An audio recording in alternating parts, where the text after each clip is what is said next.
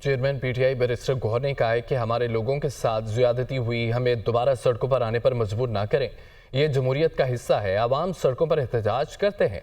मुजाहिरीन में किसी के पास कोई असला नहीं था। हमने कमेटी इसलिए बनाई कि गलतियों को ठीक करें, इसको कमजोरी ना समझे। अब 9 मई की धूल बिठाएं और इस पर कमीशन बनाएं। वो कौमी असम्बली में इजहार ख्याल कर रहे थे। बहुत हो गया, अब 9 मई की जो धूल है वो बैठनी चाहिए। 9 मई की धूल अब बैठनी चाहिए। हकीकत की तरफ देखो, अगर आप कमीशन नहीं बनाते, आप लोगों का नहीं करते, तो ये धूल आप बिठाएं, आगे की तरफ बढ़े। लेकिन सबसे पहले हमारा मुतालबा है कि जो रिस्पॉन्सिबल लोग हैं इनको जस्टिस करवाए, ब्रिंग देम टू जस्टिस। ये हमारा एक मुतालबा है जनाब स्पीकर। मैं एक चीज़ जनाब स्पीकर आपके नोटिस में लाना चाहता हूँ। पाकिस्तान तहरीक इंसाफ की अवाम जो यहाँ लोग आए थे वो पुरअमन थे।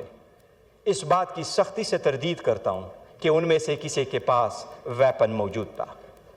उनमें से किसी के पास वेपन नहीं है। भुट्टो का देखा, 45 साल बाद सुप्रीम कोर्ट कह रही है कि इसको इंसाफ नहीं मिला था।